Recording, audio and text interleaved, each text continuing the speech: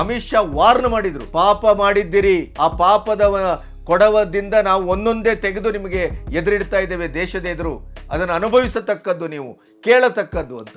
ಅಂಬೇಡ್ಕರ್ ಅವರು ಮತ್ತು ಸಂವಿಧಾನ, ಅಂಬೇಡ್ಕರ್ ಬದುಕು ಮತ್ತು ಭಾವ, ಇದನ್ನ ಬಿಜೆಪಿ ವಿರೋಧಿಸ್ತದೆ. ಅಂಬೇಡ್ಕರ್ ರಾಜಕೀಯ ಜೀವನವನ್ನ ಮುಗಿಸ್ಲಿಕ್ಕೆ ಕಾಂಗ್ರೆಸ್ಸಿನ ಇಡೀ ಪಟಾಲಮ್ಮು, ನೆಹರು ಕುಟುಂಬ ಯಾವ ರೀತಿ ಕೆಲಸ ಮಾಡಿತು ಅನ್ನೋದನ್ನ ಪುಟ ಸಮೇತ ಇಟ್ರು. ಕಾಂಗ್ರೆಸ್ಸಿನ ಆಡಳಿತದಲ್ಲಿ ದಲಿತರು ಮತ್ತು ಹಿಂದುಳಿದವರ ಮಾರಣ ಹೋಮ ಆದದ್ದ ಇಡೀ ಲಿಸ್ಟ್ ಅನ್ನ ತನ್ನ ಸೋಷಿಯಲ್ ಮೀಡಿಯಾದಲ್ಲಿ ಪ್ರಕಟ ಮಾಡಿದ್ರು ಮೋದಿ. ನೀವು ಏನೇ ಮಾಡೋದಿದ್ರು ರಾಜಕೀಯಕ್ಕಾಗಿ ಮಾಡ್ತೀರಿ, ಅಧಿಕಾರ ರಾಜಕಾರಣಕ್ಕಾಗಿ ಮಾಡ್ತೀರಿ ಹೊರತು ಬೇರೆ ಯಾವುದಕ್ಕೂ ಅಲ್ಲ.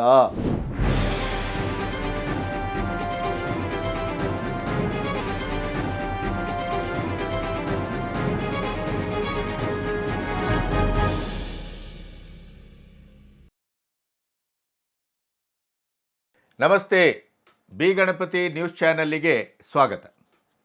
ಈ ಸಾರದ ಚಳಿಗಾಲದ ಅಧಿವೇಶನ ಕಾಂಗ್ರೆಸ್ಸಿನ ಚಟ್ಟ ಕಟ್ಟುವ ಕೆಲಸಕ್ಕೆ ಒಂದು ಸರಿಯಾದ ಆರಂಭ ಮಾಡಿದೆ NDA ಸರ್ಕಾರ, BJP ಅಂತ ನಾನು ಭಾವಿಸ್ತೇನೆ. ಅದಾನಿ ಅಸ್ತ್ರವನ್ನು ಬಳಸಿ ಇನ್ನೇನೇನೋ ಮಾಡಿಬಿಡಬೇಕು ಈ ಅಧಿವೇಶನವನ್ನು ಅನ್ನುವಂಥ ಒಂದು ಉತ್ಸಾಹದಲ್ಲಿ ಪ್ರಥಮ ಹೆಜ್ಜೆಯನ್ನು ಇಟ್ಟಂಥ ಕಾಂಗ್ರೆಸ್ಸಿಗೆ ಕೊನೆಗೆ ಸೋರೋಸ್ ಇರಬಹುದು, ಸೋನಿಯಾ ಗಾಂಧಿ ಮತ್ತು ಸೋರೋಸಿನ ಸಂಬಂಧ ಇರಬಹುದು, ಬಾಂಗ್ಲಾದ ಗಲಾಟೆ, ಸೋರೋಸ್, ರಾಹುಲ್ ಗಾಂಧಿ, ಈ ರೀತಿಯ ಬೇರೆ ಬೇರೆ ಪೆಟ್ಟುಗಳನ್ನು ಕೊಡುವ ಮೂಲಕ ಇಡೀ ಅಧಿವೇಶನದ ದಿಕ್ಕು ಮತ್ತು ದಿಸೆಯನ್ನು NDA ಸರ್ಕಾರ ಬದಲಾಯಿಸಿತು. ಅದಾನಿಯ ಬಗ್ಗೆ ವಿಶೇಷವಾದ ಚರ್ಚೆ ಆಗಬೇಕು ಅಂತಂದಾಗ ಅದಕ್ಕೆ ಒಪ್ಪದೇ ಇದ್ದಂಥ ಸಂದರ್ಭದಲ್ಲಿ ಸಂವಿಧಾನ ಈ ದೇಶಕ್ಕೆ ಅಳವಟ್ಟು 75 ವರ್ಷ ಆದದ್ರಿಂದ ಸಂವಿಧಾನದ ಮೇಲೆ ವಿಶೇಷ ಚರ್ಚೆ ನಡೆಯಬೇಕು ಅಂತ ಆಯಿತು. ಅಲ್ಲಿಗೆ ಕಾಂಗ್ರೆಸ್ಸಿನ ಕ್ರೌರ್ಯದ, ಹಿಂಸೆಯ, ಸ್ವಜನ ಪಕ್ಷಪಾತದ, ಕುಟುಂಬ ರಾಜಕಾರಣದ ಆ ಹಿನ್ನೆಲೆಯಲ್ಲಿ ಸಂವಿಧಾನಕ್ಕೆ ಆದಂಥ ಒಂದು ಅಪಮಾನ, ಸಂವಿಧಾನದ ಮೇಲೆ ಆದಂಥ ದಬ್ಬಾಳಿಕೆ, ಸಂವಿಧಾನವನ್ನು ತಮ್ಮ ಒಂದು ಕಿಸೆಯಲ್ಲಿ ಇಟ್ಟುಕೊಂಡು 56 ವರ್ಷ ಆಡಳಿತ ಮಾಡಿದಂಥ ಕಾಂಗ್ರೆಸ್ಸಿನ ಇಡೀ ಒಂದು ಛದ್ಮವೇಷವನ್ನು, ಮುಖವಾಡವನ್ನು, ಅಜೆಂಡವನ್ನು ಸಂಪೂರ್ಣವಾಗಿ ಹೊಸ ಸಂಸದರಿಂದ ಹಿಡಿದು ಅನುಭವಿ ಸಂಸದರವರೆಗೆ, ಪ್ರಧಾನಿಯಿಂದ ಕೊನೆಯ ಸಮಾರೋಪ ಮಾಡಿದ ಅಮಿತ್ ಶಾ ಗೃಹ ಮಂತ್ರಿಯವರೆಗೆ ಸಂಪೂರ್ಣವಾಗಿ ದಾಖಲೆ ಸಮೇತ ವಿಡಿಯೋ, ಆಡಿಯೋ, ಪತ್ರಗಳು ಎಲ್ಲದರ ಸಮೇತ ಇಡೀಯದಾಗಿ ಬಿಚ್ಚಿಟ್ಟಾಗ ಕಾಂಗ್ರೆಸ್ಸು ಇನ್ನಿಲ್ಲದ ಹಳಹಳಿಕೆಗೆ, ಇನ್ನಿಲ್ಲದ ಅಧಪತನಕ್ಕೆ, ನೈತಿಕವಾಗಿ ಯಾವ ಮಟ್ಟಕ್ಕೆ ಕುಗ್ಗಿತು ಅಂತಂದರೆ ಅದನ್ನು ನಿರೀಕ್ಷೆ ಮಾಡಲಿಕ್ಕೂ ಸಾಧ್ಯ ಇಲ್ಲ. ರಾಜ್ಯಸಭೆಯಲ್ಲಿ ಅಮಿತ್ ಶಾ ಅವರು ಸುದೀರ್ಘವಾಗಿ ಮಾತಾಡಿದ್ರ ಬಗ್ಗೆ ನಾನು ನಿರಂತರವಾಗಿ ವಿಡಿಯೋ ಮಾಡ್ತಾ ಬಂದಿದ್ದೇನೆ. ಅದರಲ್ಲಿ ಎಲ್ಲ ವಿಷಯವನ್ನು ಹೇಳಿದ್ದೇನೆ. ಹಾಗಾಗಿ ಮತ್ತೆ ಅದನ್ನು ರಿಪೀಟ್ ಮಾಡಿದಾಗ ಚರ್ವಿತ ಚರ್ವಣ ಆಗುತ್ತೆ. ಆದರೆ ಇವತ್ತಿನ ಪತ್ರಿಕೆ ಮತ್ತು ನಿನ್ನೆಯಿಂದ TV ಮಾಧ್ಯಮಗಳಲ್ಲಿ ನೀವು ಗಮನಿಸ್ತಾ ಇದ್ದೀರಿ, ಅಂಬೇಡ್ಕರ್ ಜಪ ಮಾಡುವ ಬದಲು ಕಾಂಗ್ರೆಸ್ಸಿಗರು ದೇವರ ಜಪ ಮಾಡಿದರೆ ಅವರಿಗೆ ಸ್ವರ್ಗ ಪ್ರಾಪ್ತಿ ಆಗ್ತಾ ಇತ್ತು. मान्यवर, अभी एक फैशन होगा है, अभी एक फैशन होगा है, अंबेडकर अंबेडकर अंबेडकर अंबेडकर अंबेडकर अंबेडकर। इतना नाम अगर भगवान का लेते तो 7 जन्मों तक स्वर्ग मिल जाता। अच्छी बात है ಅನ್ನುವಂಥ ಒಂದು ಮಾತನ್ನು ಇಟ್ಕೊಂಡು ಸೋಷಿಯಲ್ ಮೀಡಿಯಾದಲ್ಲಿ, ಕಾಂಗ್ರೆಸ್ಸಿನ ಸೋಷಿಯಲ್ ಮೀಡಿಯಾ ಬಹಳ ಅದ್ಭುತವಾಗಿದೆ, ನಿಮಗೆ ಗೊತ್ತು. ಅವರ ಎಕೋಸಿಸ್ಟಮ್ಮು ಅದೇ ಅವರ ಜೀವಾಳ. ಆದರೆ ದುರಂತ ಅಂತಂದರೆ ಅದರಲ್ಲಿ ಯಾವುದೇ ಸಾಕ್ಷ್ಯಗಳಿಲ್ಲ, ಯಾವುದೇ ತರ್ಕ ಇಲ್ಲ, ಯಾವುದೇ ಸತ್ಯಾಸತ್ಯತೆಯ ಪರಾಂಬರಿಸುವಿಕೆಯ ಕನಿಷ್ಠ ಜ್ಞಾನವೂ ಇರುವುದಿಲ್ಲ. ಅದು ಎಲ್ಲವೂ ಸುಳ್ಳಿನ ಆಡಂಬೋಲ ಅನ್ನೋದು ಜನಕ್ಕೆ ಅರ್ಥ ಆಗಿದೆ. ಈಗ ಸಂವಿಧಾನದ ಹೆಸರಿನಲ್ಲಿ ಆಡಳಿತ ಪಕ್ಷದ ಸಂಸದರಿಂದ ಸರಿಯಾಗಿ ವಧಿಸಿಕೊಂಡಂಥ, ಜನರ ಎದುರು ಕಂಪ್ಲೀಟ್ ಅವರ 56 ವರ್ಷದ, ಅದು ಅಂಬೇಡ್ಕರ್ ಬಗ್ಗೆ ಇರ್ಬೋದು, ಸಂವಿಧಾನದ ಬಗ್ಗೆ ಇರ್ಬೋದು, ಪಾಕಿಸ್ತಾನದಂಥ ವಿಷಯ ಇರ್ಬೋದು, ನಮ್ಮ ಭೂಭಾಗದ ವಿಷಯ ಇರ್ಬೋದು, ನೆರೆ ರಾಷ್ಟ್ರಗಳೊಟ್ಟಿಗಿನ ಸಂಬಂಧ ಇರ್ಬೋದು, ಆಂತರಿಕ ಮತ್ತು ಬಾಹ್ಯದ ಭಯೋತ್ಪಾದಕ ಸಂಬಂಧ, ಆ ಭಯೋತ್ಪಾದಕ ಸಂಬಂಧದೊಟ್ಟಿಗೆ ಇವರ ಸಂಬಂಧ, ಇದೆಲ್ಲವನ್ನ ಬಿಚ್ಚಿಟ್ಟು ಇವರ ಇಡೀ ಚರಿತ್ರೆಯನ್ನು ತೆರೆದಿಟ್ಟಂಥ ಸರ್ಕಾರದ ಮುಂದೆ ಏನೂ ಮಾಡಲಾರದ ಅಸಹಾಯಕ ಸ್ಥಿತಿ. ಯಾವ ಮಟ್ಟದಲ್ಲಿ ಅಂತಂದರೆ, ಅಮಿತ್ ಶಾ, ನೆಹರು, ಇಂದಿರಾ ಗಾಂಧಿ, ರಾಜೀವ್ ಗಾಂಧಿ ಇವರ ಕಾಲದಲ್ಲಿ ಆದಂಥ ಸಂವಿಧಾನದ ಮೇಲಿನ ದಾಳಿಯನ್ನು, ಕ್ರೌರ್ಯವನ್ನು, ಹಿಂಸೆಯನ್ನು ತಮ್ಮ ಅಧಿಕಾರವನ್ನು ಉಳಿಸಿಕೊಳ್ಳುವುದಕ್ಕಾಗಿ ಇಡೀ ಜನತಂತ್ರ ವ್ಯವಸ್ಥೆಯ ಎಲ್ಲ ಅಂಗಗಳ ನಾಲಿಗೆಯನ್ನು ಕತ್ತರಿಸಿದಂಥ ಒಂದು ದಾಖಲೆಯನ್ನು ಇಟ್ಕೊಂಡು ಮಾತಾಡ್ತಾ ಹೋದಾಗ ಖರ್ಗೆ ಅವರಿದ್ದರು, ಜಯರಾಮ್ ರಮೇಶ್ ಇದ್ದರು, ಎಲ್ಲರೂ, ಮಣಿಶಂಕರಯ್ಯರಿದ್ದರು, ಎಲ್ಲರೂ ಇದ್ದರು. ತುಟಿ ಪಿಟಕ್ ಅನ್ನಲಿಲ್ಲ. ಮಧ್ಯ ಮಧ್ಯೆ ಎದ್ದು ನಿಂತಾಗ ಮಾತಾಡಲಿಕ್ಕೆ ಪ್ರಯತ್ನ ಮಾಡಿದಾಗ ಅಮಿತ್ ಶಾ ವಾರ್ನ್ ಮಾಡಿದರು. ಪಾಪ ಮಾಡಿದ್ದೀರಿ, ಆ ಪಾಪದ ಕೊಡವದಿಂದ ನಾವು ಒಂದೊಂದೇ ತೆಗೆದು ನಿಮಗೆ ಎದುರಿಡ್ತಾ ಇದ್ದೇವೆ ದೇಶದ ಎದುರು, ಅದನ್ನು ಅನುಭವಿಸತಕ್ಕದ್ದು, ನೀವು ಕೇಳತಕ್ಕದ್ದು ಅಂತಂದು. ಈ ರೀತಿಯ ಒಂದು ದಾಖಲೆ ಇಟ್ಟುಕೊಂಡು ಈ ಕೈಯಲ್ಲಿ ಸಂವಿಧಾನ ಹಿಡ್ಕೊಂಡು ತಿರುಗಾಡುವ ರಾಹುಲ್ ಗಾಂಧಿಯ ಹಠಾಟೋಪಕ್ಕೆ ಸರಿಯಾದ ಮದ್ದನ್ನು, ಪ್ರತಿಯೇಟನ್ನು ಕೊಡ್ತಾ ಹೋದಾಗ ಇದನ್ನು ತಡೆಯುವುದು ಹೇಗೆ, ಇದನ್ನು ಎದುರಿಸುವುದು ಹೇಗೆ ಅಂತ ಹೊರಟಾಗ ಅವರಿಗೆ ಸಿಕ್ಕಿದ ಒಂದು ಸುಳ್ಳಿನ ಬ್ರಹ್ಮಾಸ್ತ್ರ. ಅದು ಯಾವುದು? ಅಂಬೇಡ್ಕರ್. ಅಮಿತ್ ಶಾ ಏನು ಹೇಳಿದರು? ನಿರಂತರವಾಗಿ ಅಂಬೇಡ್ಕರ್ಗೆ ಅವಮಾನ ಮಾಡ್ತಾ ಬಂದ್ರಿ, ನಿರಂತರವಾಗಿ ಅಂಬೇಡ್ಕರನ್ನು ಮುಗಿಸ್ತಾ ಬಂದ್ರಿ, ನಿರಂತರವಾಗಿ ಅವರ ರಾಜಕೀಯ ಜೀವನವನ್ನು ನಿಮ್ಮ ಕುಟುಂಬದ ರಾಜಕಾರಣಕ್ಕಾಗಿ ಧ್ವಂಸ ಮಾಡ್ತಾ ಬಂದ್ರಿ. ಸ್ವತಃ ನೆಹರು 2 ಚುನಾವಣೆಗಳ ಸಂದರ್ಭದಲ್ಲಿ ಅಖಾಡಕ್ಕಿಳಿದು ಸಂವಿಧಾನ ಶಿಲ್ಪಿ, ಈ ದೇಶದ ಆತ್ಮ ಅಂಬೇಡ್ಕರ್ ಅವರನ್ನು ಸೋಲಿಸಲಿಕ್ಕೆ ಸ್ವತಃ ನೆಹರು ಹೇಗೆ ಕೆಲಸ ಮಾಡಿದರು ಅನ್ನೋದನ್ನು ಬಿಚ್ಚಿಡ್ತಾ ಹೋದಾಗ ಅವರು ಹೇಳಿದ್ದು, ನೀವು ಇಷ್ಟೆಲ್ಲ ಅಂಬೇಡ್ಕರ್ ಅವರಿಗೆ ಅವಮಾನ ಮಾಡಿಯೂ ಕೂಡ ಅಂಬೇಡ್ಕರ್ ಅಂಬೇಡ್ಕರ್ ಅಂಬೇಡ್ಕರ್ ಅಂತ ಜಪ ಮಾಡ್ತಿರಲ್ಲ, ಅದರ ಬದಲು ದೇವರ ಜಪ ಆದರೂ ಮಾಡಿದ್ದಿದ್ರೆ ನಿಮ್ಮ ನೈತಿಕತೆ ಸುಧಾರಿಸ್ತಾ ಇತ್ತು, ನಿಮ್ದು ಎಲ್ಲೋ ಒಂದು ಸಣ್ಣ ಬದಲಾವಣೆ ಬರ್ತಾ ಇತ್ತು ಅನ್ನುವ ರೀತಿಯಲ್ಲಿ ಅದನ್ನು ಮಾತಾಡಿದರು. ಇವರೇನು ಮಾಡಿದರು? ಇವರು ಮಾರ್ಫಿಂಗ್ ಮಾಡೋದ್ರಲ್ಲಿ ಬಹಳ ಬುದ್ಧಿವಂತರಲ್ಲ, ಕಟ್ ಆ್ಯಂಡ್ ಪೇಸ್ಟ್ ಮಾಡೋದ್ರಲ್ಲಿ ಬಹಳ ನಿಸ್ಸೀಮರು. ಹಾಗಾಗಿ ಇವರ ಕೂಟ ಒಂದು ಯೋಚನೆ ಮಾಡಿತ್ತು, ಅಮಿತ್ ಶಾ ಭಾಷಣವನ್ನು ಕಟ್ ಮಾಡಿ ಪೇಸ್ಟ್ ಮಾಡಿ ಅಂಬೇಡ್ಕರ್ ಜಪ ಮಾಡುವ ಬದಲು ಕಾಂಗ್ರೆಸ್ಸು ದೇವರ ಜಪ ಮಾಡಬಹುದಿತ್ತಲ್ಲ ಅಂತ ಅದನ್ನು ಮಾರ್ಫ್ ಮಾಡಿ, ಅದನ್ನು ಕಟ್ ಮಾಡಿ, ಪೇಸ್ಟ್ ಮಾಡಿ ಅದನ್ನು ಸೋಷಿಯಲ್ ಮೀಡಿಯಲ್ಲಿ ಬಿಟ್ಟರು. ಇದೇ ನಮಗೆ ಸಿಕ್ಕಿದ ಬ್ರಹ್ಮಾಸ್ತ್ರ ಅಂತ ಎಲ್ಲ ಕಾಂಗ್ರೆಸ್ಸಿಗರು ಇದರಲ್ಲಿ ನೋಡಿ, ನೀವು ನಿಮಗೆ ತೋರಿಸ್ತೇವೆ. ಇಡೀ ಅಂಬೇಡ್ಕರ್ರ ಪ್ಲೇ ಕಾರ್ಡ್ ಹಿಡ್ಕೊಂಡು ಸಂವಿಧಾನದ ಹೊರಗೆ ದೇಶದಾದ್ಯಂತ ಅದಕ್ಕೆ ಎಡಚರು, ಬುದ್ಧಿಜೀವಿಗಳು, ಈ ಬಕೆಟ್ ಜೀವಿಗಳು, ಆಮೇಲೆ ದಲಿತರು ಎಲ್ಲರೂ ಸೇರಿಕೊಂಡು ಅಮಿತ್ ಶಾ ಕ್ಷಮೆ ಕೇಳಬೇಕು, ಅಮಿತ್ ಶಾ ರಾಜೀನಾಮೆ ಕೊಡಬೇಕು. ಇವರ ಅಜೆಂಡಾ ಏನು ಅಂತಂದರೆ, ಅಂಬೇಡ್ಕರ್ ಅವರು ಮತ್ತು ಸಂವಿಧಾನ, ಅಂಬೇಡ್ಕರ್ರ ಬದುಕು ಮತ್ತು ಭಾವ, ಇದನ್ನು BJP ವಿರೋಧಿಸ್ತದೆ. ಅಂಬೇಡ್ಕರ್ ವಿರೋಧಿಗಳು BJPಯವರು, NDA ಸರ್ಕಾರ ಅನ್ನೋದನ್ನು ರುಜುಪಡಿಸಲಿಕ್ಕೆ ಈ ಒಂದು ಕಟ್ ಆ್ಯಂಡ್ ಪೇಸ್ಟ್ ವಿಡಿಯೋವನ್ನು ಬಳಸಿದರು. ಆದರೆ ಅದರ ಪರಿಣಾಮ ಏನಾಯಿತು ಅಂತಂದರೆ, ಎಲ್ಲೋ ಒಂದು ಕಡೆ ಇದು ವಿಕೋಪಕ್ಕೆ ಹೋಗುತ್ತೆ, ಇದು ಯಾವುದೋ ಒಂದು ಡೆಡ್ ಎಂಡಿಗೆ ಮುಟ್ತಾ ಇದೆ ಅಂತ ಗೊತ್ತಾದ ತಕ್ಷಣ ಸ್ವತಃ ಮೋದಿಯವರು ಎಂಟ್ರಾದರು. ಮೋದಿಯವರು ಎಂಟ್ರಾದ ತಕ್ಷಣ ಅವರು ಮಾಡಿದ ಕೆಲಸ ಮೊದಲನೇದೇನು ಅಂತಂದರೆ, ಸಂಪೂರ್ಣವಾಗಿ ಅಂಬೇಡ್ಕರ್ ಮತ್ತು ಕಾಂಗ್ರೆಸ್ಸು ಅಂಬೇಡ್ಕರ್ಗೆ ಯಾವ್ಯಾವ ರೀತಿಯಲ್ಲಿ ಅನ್ಯಾಯ ಮಾಡಿದೆ, ಅಂಬೇಡ್ಕರ್ ಯಾವ ಕಾರಣಕ್ಕಾಗಿ ಕಾನೂನು ಮಂತ್ರಿ ಪದವಿಯಿಂದ ಬಂದರು, ಮತ್ತು ಆ ಹೊತ್ತಿನಲ್ಲಿ ಅಂಬೇಡ್ಕರ್ ಅವರು ಆಡಿದ ಮಾತುಗಳು ಮತ್ತು ಅದರ ಅಕ್ಷರ ರೂಪ ಏನು, ಅವರು ನೆಹರು ಬಗ್ಗೆ ಮಾಡಿದ ಆರೋಪಗಳೇನು, ನಾನು ಯಾಕೆ ರಾಜೀನಾಮೆ ಕೊಡ್ತೇನೆ, ಇದೆಲ್ಲವನ್ನು ಸರಣಿ ಟ್ವೀಟ್ ಮಾಡಿದರು.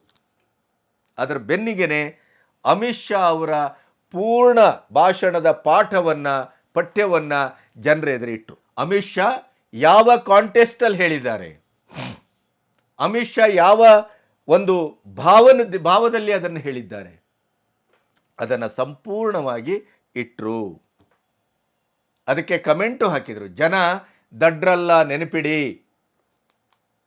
ನಿಮ್ಮ 56 ವರ್ಷದ ಆಡಳಿತದ ಇಡೀ ಹೊಲಸನ್ನ, ಕ್ರೌರ್ಯವನ್ನ, ಜನದ್ರೋಹ, ಮಾತೃದ್ರೋಹ ಮತ್ತು ದೇಶದ್ರೋಹದ ಚಟುವಟಿಕೆಯನ್ನ ಸಂಪೂರ್ಣವಾಗಿ ಜನ ಅರ್ಥ ಮಾಡಿಕೊಂಡಿದ್ದಾರೆ ಮತ್ತು ಅದರ ದಾಖಲೆ ಸಮೇತ ಜನರೆದುರು ಇಡ್ತಾ ಇದ್ದೇವೆ.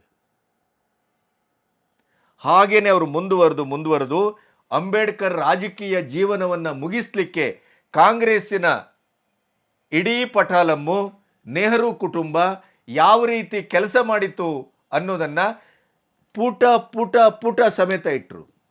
ನೀವು ಅವರ ಇಡೀದಾದ ಸೋಷಿಯಲ್ ಮೀಡಿಯಾಕ್ಕೆ ಹೋದರೆ ನಿಮಗೆ ಸಿಗುತ್ತೆ.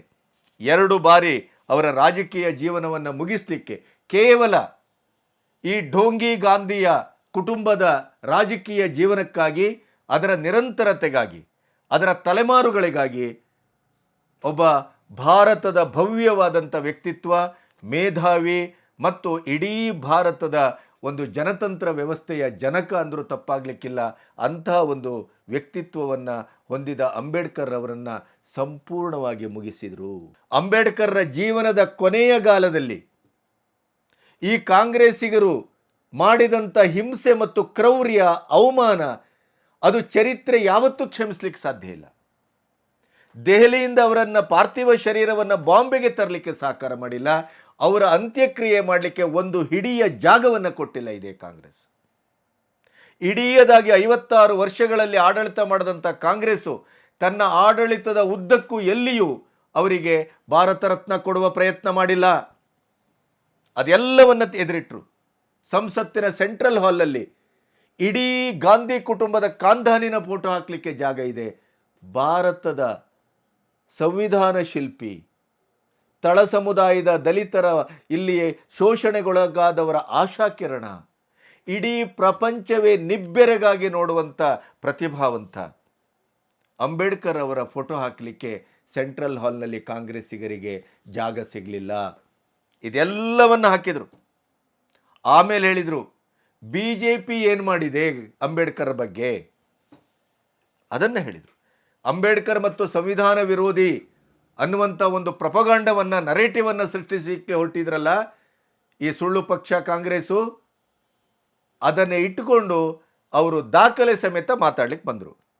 ಮೊದಲಾಗಿ ಹೇಳಿದ್ದವರು ಪಂಚತೀರ್ಥ ಯೋಜನೆ, ಅಂಬೇಡ್ಕರ್ಗೆ ಸಂಬಂಧಪಟ್ಟಂಥ 5 ಅದ್ಭುತವಾದಂಥ, ಅನನ್ಯವಾದಂಥ, ಚಿರಂತನವಾದಂಥ ಜಾಗಗಳನ್ನು ಅದನ್ನು ಪಂಚತೀರ್ಥ ಯೋಜನೆ ಅಂತ ಮಾಡಿ ಅದನ್ನು ಸಂಪೂರ್ಣವಾಗಿ ರಿಜುವಿನೇಟ್ ಮಾಡಿ ಅದನ್ನೀಗ ದೇಶಕ್ಕೆ ಅರ್ಪಣೆ ಮಾಡಿದ್ದು ಕಾಂಗ್ರೆಸ್ ಅಲ್ಲ, BJP. ಇನ್ನೊಂದು ಚೈತನ್ಯ ಭೂಮಿ ನಮ್ಮ ಅಂಬೇಡ್ಕರ್ಗೆ ಸಂಬಂಧಪಟ್ಟು ದಶಕಗಳಿಂದ ವಿವಾದ, ಅದನ್ನು ಸಂಪೂರ್ಣವಾಗಿ ಬಗೆಹರಿಸಿ ಅದೇ ಜಾಗದಲ್ಲಿ ನಿಂತು ಈ ಮಹಾನ್ ಚೇತನಕ್ಕೆ ನಮನವನ್ನು ಸಲ್ಲಿಸಿದ್ದು ಬೇರೆ ಯಾರೂ ಅಲ್ಲ, ಅದು ಮೋದಿ. ದೆಹಲಿಯ ಅಲಿಪುರ್ ರಸ್ತೆ ನಿಮಗೆ ನೆನಪಿದೆ, ಯಾರಾದರೂ ಪ್ರವಾಸಗಳಿಗೆ ಹೋದರೆ ಅಲ್ಲಿ ಹೋಗಿ ಬನ್ನಿ. ಆ ರಸ್ತೆಯಲ್ಲೇ ಅಂಬೇಡ್ಕರ್ ಅವರು ತನ್ನ ಕೊನೆಯ ದಿನಗಳನ್ನು ಕಳೆದದ್ದು. ಆ ರೋಡು ಅನಾಥವಾಗಿತ್ತು. ಅದನ್ನು ಸಂಪೂರ್ಣವಾಗಿ ಸರ್ಕಾರ, NDA ಸರ್ಕಾರ ಬದಲು ಮಾಡಿ, ಅದನ್ನು ರೀಕನ್ಸ್ಟ್ರಕ್ಟ್ ಮಾಡಿ, ಅದನ್ನು ಇವತ್ತು ಒಂದು ಸ್ಮಾರಕದ ರೀತಿಯಲ್ಲಿ ನೆನಪಿನ ಸ್ಥಳವಾಗಿ, ಪುಣ್ಯದ ಸ್ಥಳವಾಗಿ ಕಾಪಾಡಿದ್ದಿದ್ರೆ ಅದು NDA ಸರ್ಕಾರ. ಇನ್ನು ಲಂಡನ್ನಲ್ಲಿ ಅಂಬೇಡ್ಕರ್ ಅವರು ವಾಸಿಸಿದಂಥ ಮನೆ, ಅದನ್ನು ಪುನಃ ಖರೀದಿ ಮಾಡಿ, ಅದನ್ನು ಸ್ಮಾರಕ ಮಾಡಿ, ಇವತ್ತು ದೇಶ ವಿದೇಶದ ಪ್ರವಾಸಿಗರು ಅಲ್ಲಿ ಭೇಟಿ ಕೊಡುವಂಥ ಒಂದು ತಾಣವನ್ನಾಗಿ ಮಾಡಿದ್ದಿದ್ರೆ ಅದು NDA ಸರ್ಕಾರ, ಮೋದಿ ಸರ್ಕಾರ. 10 ವರ್ಷ, ಕಳೆದ 10 ವರ್ಷದ ಮೋದಿ ಆಡಳಿತವನ್ನು ಅಂಬೇಡ್ಕರ್ ಚಿರಸ್ಮರಣೆಯ ದಶಕ ಅಂತ ಮಾಡಿದ್ದು ಮೋದಿಯವರ ಸರ್ಕಾರ. ಕಾಂಗ್ರೆಸ್ ಆಡಳಿತದಲ್ಲಿ ನಿಮಗೆ ನೆನಪಿದೆ, ಯಾವತ್ತೂ ಕೂಡ ಅಂಬೇಡ್ಕರನ್ನು ನೆನಪಿಸಿಕೊಳ್ಳುವ ಕೆಲಸ ಮಾಡಿಲ್ಲ. ಈಗ BJP ಅಧಿಕಾರಕ್ಕೆ ಬರ್ತದೆ ಅನ್ನುವ ಸಂದರ್ಭ, ಅಧಿಕಾರದಲ್ಲಿ ಮುಂದುವರಿತಾ ಇದೆ, ಅವರನ್ನು ಕೆಳಗಿಳಿಸುವುದು ಹೇಗೆ ಅನ್ನುವಂಥ ಸಂದರ್ಭ ಬಂದಾಗ ಜಾತಿ ಗಣತಿ, ಸಂವಿಧಾನ, ಅಂಬೇಡ್ಕರ್, ಈ ಟ್ರಂಪ್ ಕಾರ್ಡನ್ನು ಹಿಡ್ಕೊಂಡು ಹೊರಟು BJP ಅಂಬೇಡ್ಕರ್ ವಿರೋಧಿ ಅಂತ ಮಾಡಲಿಕ್ಕೆ ಹೊರಟು. SC/ST ಕಾಯ್ದೆಯನ್ನು ಮಜಬೂತು ಮಾಡಿ ಅದನ್ನು ದೇಶದ ಎದುರು ಇಟ್ಟಂಥದ್ದು ಯಾರು? 56 ವರ್ಷದ ಆಡಳಿತ ಮಾಡಿದ ಕಾಂಗ್ರೆಸ್ ಅಲ್ಲ, NDA. ಸ್ವಚ್ಛ ಭಾರತ ಯೋಜನೆ ತಂದವರು ಯಾರು? PM ಆವಾಸ್ ಯೋಜನೆ ತಂದವರು ಯಾರು? ಇದೆಲ್ಲ ದಲಿತರಿಗೆ, ಶೋಷಿತರಿಗೆ, ತಳ ಸಮುದಾಯದವರಿಗೆ ಅಂತಲೇ ಪ್ರತ್ಯೇಕವಾಗಿ ಮಾಡಿದ್ದು. ಜಲ ಮಿಷನ್ ಯೋಜನೆ, ಅದರ ಪರಿಣಾಮಕಾರಿಯಾಗಿ ಅದರ ಎಲ್ಲ ಫಲಾನುಭವಿಗಳು ಯಾರು? ಇದೇ ತಳ ಸಮುದಾಯದವರು. ಕಾಂಗ್ರೆಸ್ಸಿನ ಆಡಳಿತದಲ್ಲಿ ದಲಿತರು ಮತ್ತು ಹಿಂದುಳಿದವರ ಮಾರಣ ಹೋಮ ಆದದ್ದ ಇಡೀ ಲಿಸ್ಟನ್ನು ತನ್ನ ಸೋಷಿಯಲ್ ಮೀಡಿಯಾದಲ್ಲಿ ಪ್ರಕಟ ಮಾಡಿದರು ಮೋದಿ. BJPಯ ವಕ್ತಾರ ಪ್ರದೀಪ್ ಭಂಡಾರಿ ಅಂಬೇಡ್ಕರ್ ಅವರ ದನಿಯನ್ನು ಅಡಗಿಸುವಂಥ ಪ್ರಯತ್ನದ ಇತಿಹಾಸದ ಪುಟಗಳನ್ನು ತೆಗೆದಿಟ್ಟರು. ಕಾಂಗ್ರೆಸ್ ಮಾಡಿದಂಥ ಹೊಲಸು ಇತಿಹಾಸದ ಪುಟಗಳನ್ನು. ಹೀಗಾದರೆ ಏನಾಯಿತು? ಈಗ ಮೇಲ್ಮುಖ ಮಾಡಿ ಉಗಿದ್ರೆ ತಮ್ಮ ಮುಖದ ಮೇಲೆ ಬೀಳತ್ತೆ ಅನ್ನುವ ಜ್ಞಾನ ಈಗ ಆಯಿತು. ಆ ವಿಡಿಯೋವನ್ನು ಕಟ್ ಮಾಡಿ ಅಮಿತ್ ಶಾನ ಮೇಲೆ ಒತ್ತಡ ತಂದು ಇಡೀ ದೇಶಾದ್ಯಂತ ಪ್ರತಿಭಟನೆಯನ್ನು ಮಾಡಿ ಈ ಸಂವಿಧಾನದ ಚರ್ಚೆಯ ಕಾರಣದಿಂದ ಕಾಂಗ್ರೆಸ್ಸಿನ ಇಡೀದಾದಂಥ ಸಂವಿಧಾನದ ಮೇಲೆ ನಡೆದಂಥ ದಾಳಿಯನ್ನು, ಕಗ್ಗೊಲೆಯನ್ನು, ರಕ್ತಸಿಕ್ತ ಇತಿಹಾಸವನ್ನು ಹೇಗೆ ಬಿಚ್ಚಿಟ್ಟು ಜನರ ಅರಿವಿನಲ್ಲಿ ಒಂದು ಆಸ್ಫೋಟವನ್ನು ಸೃಷ್ಟಿಸಿತ್ತೋ NDA, ಅದಕ್ಕೆ ಪ್ರತಿಯಾಗಿ ಏನು ಮಾಡೋದು ಅಂತ ಗೋಚರಿಸಿದಾಗ ಏನೂ ಸಿಗಲಿಲ್ಲ ಆಯುಧ. ಇದನ್ನು ಒಂದು ಕಟ್ ಆ್ಯಂಡ್ ಪೇಸ್ಟ್ ಮಾಡಿ ಇದನ್ನು ಒಂದು ಸೋಷಿಯಲ್ ಮೀಡಿಯಾದಲ್ಲಿ ಬಳಸಿ ಅಮಿತ್ ಶಾ ವಿರುದ್ಧ, BJP ವಿರುದ್ಧ, NDA ಸರ್ಕಾರದ ವಿರುದ್ಧ ಆಯುಧವಾಗಿ ಅಂಬೇಡ್ಕರ್ ಅವರನ್ನು ಬಳಸಲಿಕ್ಕೆ ಹೊರಟಿತು ಕಾಂಗ್ರೆಸ್. ಆದರೆ ದುರಂತ ನೋಡಿ, ಅದೇ ಅವರಿಗೀಗ ತಿರುಮಂತ್ರ ಆಗಿದೆ. ಜನ ಉಗಿತಾ ಇದ್ದಾರೆ, ಕ್ಯಾಕರಿಸಿ ಉಗಿತಾ ಇದ್ದಾರೆ. ನಿಮ್ಮ ದರಿದ್ರ ಬುದ್ಧಿ, ನಿಮ್ಮ ಹಣೆ ಬರ, ನೀವು ಏನೇ ಮಾಡೋದಿದ್ರೂ ರಾಜಕೀಯಕ್ಕಾಗಿ ಮಾಡ್ತೀರಿ, ಅಧಿಕಾರ ರಾಜಕಾರಣಕ್ಕಾಗಿ ಮಾಡ್ತೀರಿ ಹೊರತು ಬೇರೆ ಯಾವುದಕ್ಕೂ ಅಲ್ಲ. ನಿಮಗೆ ಈ ದೇಶದ ಬಗ್ಗೆ ಕಾಳಜಿ ಇಲ್ಲ, ನಿಮಗೆ ಈ ದೇಶದ ಬಗ್ಗೆ, ಭವಿಷ್ಯದ ಬಗ್ಗೆ ಒಂದು ಇಂಚಿನಷ್ಟು ನಿಮಗೆ ಜಾಗೃತಿಯೂ ಇಲ್ಲ, ನಿಮಗೆ ಅದರ ಬಗ್ಗೆ ಆಸಕ್ತಿಯೂ ಇಲ್ಲ. ನಿಮಗೆ ಏನು ಮಾಡ್ತೀರಿ ಅಂತಂದರೆ, ಈ ದೇಶದ ದೌರ್ಬಲ್ಯ ಅಂತೇನಿದೆ, ತುಷ್ಟೀಕರಣದ ರಾಜಕಾರಣ ಇರ್ಬೋದು, ಇದೇ ಅಮಿತ್ ಶಾ ಅವರ ಈ ಕಟ್ ಆ್ಯಂಡ್ ಪೇಸ್ಟ್ ಮಾಡಿದ ವಿಡಿಯೋ ಬಿಟ್ಟ ತಕ್ಷಣ ಅವರ ದಾಯಾದಿಗಳೆಲ್ಲ ಎದ್ದು ನಿಂತರು, ಮತ ಬ್ಯಾಂಕ್ಗಳೆಲ್ಲ ಎದ್ದೆದ್ದು ನಿಂತರು ಕಾಂಗ್ರೆಸ್ಸಿನ ಪರವಾಗಿ. ನಾವೇನು ನೋಡಿಲ್ಲ ಅಂತ ಭಾವಿಸ್ತೀರೇನೋ? ಈ ಅಣತಮುದಿಕ್ಕಳ ಇಡೀದಾದಂಥ ಗ್ಯಾಂಗಿಗೆ ಭಾರತ ಒಂದು ಅವರ ಸ್ವಾರ್ಥವನ್ನು, ಅವರ ಅಧಿಕಾರದ ದಾಹವನ್ನು, ಅವರ ಚಪಲವನ್ನು, ಅವರ ಇಡೀದಾದ ಮೋಜು ಮಸ್ತಿಯನ್ನು ಪೂರೈಸಿಕೊಳ್ಳಿಕ್ಕೆ ಇರುವಂಥ ಏಕೈಕ ಅಖಾಡ. ಗಾಂಧಿ ಕುಟುಂಬಕ್ಕೆ ಅದು ಏಕೈಕ ಅಖಾಡ. ಅವರು ಅಧಿಕಾರಕ್ಕಾಗಿ ಯಾವ ನೀಚತನಕ್ಕೂ ಇಳಿತಾರೆ, ಅಧಿಕಾರಕ್ಕಾಗಿ ಯಾವ ಎಕ್ಸ್ಟ್ರೀಮ್ಗೂ ಹೋಗ್ತಾರೆ, ಅಧಿಕಾರಕ್ಕಾಗಿ ಏನು ಬೇಕಾದರೂ ಮಾಡ್ತಾರೆ. ಈ ಇಡೀ ದೃಷ್ಟಾಂತವನ್ನು ಸಂಸತ್ತಿನಲ್ಲಿ ಈ ಬಾರಿ ಸಂವಿಧಾನದ ಮೇಲಿನ ಚರ್ಚೆಯ ಒಂದು ಸಂದರ್ಭದಲ್ಲಿ ಅದನ್ನು ತೆರೆದಿಟ್ಟದ್ದು ಪ್ರಾಯಶಃ ಅದೊಂದು ಚಾರಿತ್ರಿಕ ಘಟನೆ. ಪಂಚೇಂದ್ರಿಯಗಳನ್ನು ಮುಚ್ಚಿಕೊಂಡು ಕೇಳಬೇಕಾದಂಥ ದೌರ್ಬಲ್ಯ, ದೌರ್ಭಾಗ್ಯ, ದುಸ್ಥಿತಿ ಕಾಂಗ್ರೆಸ್ಸಿಗರದ್ದು. ಎದುರಿಸಲಿಕ್ಕಾಗಿಲ್ಲ. ಸುನಾಮಿ ಥರ ಅಪ್ಪಳಿಸಿತು. NDA ಆಡಳಿತ ಪಕ್ಷದ ಸಂಸದರು ಎಷ್ಟು ಅಧ್ಯಯನ ಮಾಡಿಕೊಂಡು ಬಂದರು ಅಂದರೆ ಅದನ್ನು ಮೆಚ್ಚಬೇಕು. ರಾಜಕೀಯದ ಒಂದು ಮುತ್ಸದ್ದಿ ಥರದ ಆರಂಭ ಈ ರೀತಿ ಆಗಬೇಕು ಹೊಸ ತಲೆಮಾರು ಅಂತ ಅದ್ಭುತವಾದಂಥ ಅಧ್ಯಯನಶೀಲತೆಯಿಂದ ಬಂದು ಕಾಂಗ್ರೆಸ್ಸಿನ ಜಂಗಬಲವನ್ನು ಉಡುಗಿಸಿದರು. ಅದಕ್ಕೆ ಈ ಪೊಟ್ಟು, ಈ ಹುಸಿ, ಈ ಸುಳ್ಳು, ಈ ದ್ರೋಹ, ಕಟ್ ಆ್ಯಂಡ್ ಪೇಸ್ಟ್ ಮಾಡಿ ಇಡೀ ಭಾಷಣವನ್ನು ತಿರುಚುವುದು ದ್ರೋಹ ಅಲ್ಲದೆ ಇನ್ನೇನು, ಅಪರಾಧ ಅದು. ಅಂಥ ಚಟುವಟಿಕೆಯಲ್ಲಿ ಭಾಗವಹಿಸಿ ಈಗ ಇಡೀ ದೇಶಿಕರಿಂದ ಕ್ಯಾಕರಿಸಿ ಉಗಿಸ್ಕೊಳ್ತಾ ಇದೆ. ಕಾಂಗ್ರೆಸ್ಸಿನ ಕಾಲ ಸರಿಯಿಲ್ಲ. ಮಾಡಿದ್ದುಣ್ಣು ಮಾರಾಯ. ಇಷ್ಟು ವರ್ಷ ತಾನು ಏನು ದೇಶಕ್ಕೆ, ಈ ನೆಲದ ತಾಯಿಗೆ, ಈ ಜನಕ್ಕೆ, ಜನತಂತ್ರ ವ್ಯವಸ್ಥೆಗೆ, ಸಂವಿಧಾನಕ್ಕೆ, ದೇಶವನ್ನು ಕಟ್ಟಿದ ಸ್ವಾತಂತ್ರ್ಯ ಹೋರಾಟದಲ್ಲಿ ಹೋರಾಡಿ ಮಡಿದ ಆತ್ಮಗಳಿಗೆ ಏನು ದ್ರೋಹ ಮಾಡಿತ್ತೋ ಅದೆಲ್ಲದರ ಪರಿಣಾಮ ಈಗ ಭೋಗನ ಪಡೆಗ ಅನುಭವಿಸಬೇಕು, ಅನುಭವಿಸತಕ್ಕದ್ದು.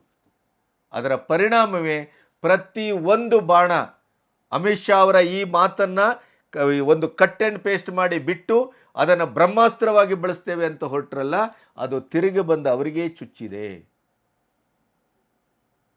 ಯಾವತ್ತೂ ಸುಳ್ಳು ಸತ್ಯ ಆಗೋದಿಲ್ಲ.